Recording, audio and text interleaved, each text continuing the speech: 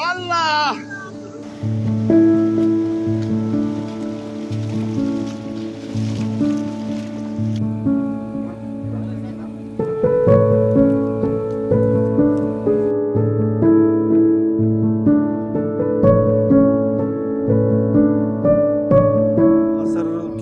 के दरमियान जामे इतला मिली यहाँ किला अब्दुल्ला से कि यहाँ पे बारिशें हुई और बारिशों की वजह से फिर जो यहाँ पे दो डैम्स थे, एक मचका डैम्स और प्लस उसके जो सराउंडिंग्स में जो डैम्स थे वहाँ पे जो है ना पानी ओवरफ्लो हो गया। ओवरफ्लो होने के बाद यकीनन जो है ना डैमेजेस भी हो गए थे और पानी जो है ना नदी नालों से निकल कर घरों में घुस गया।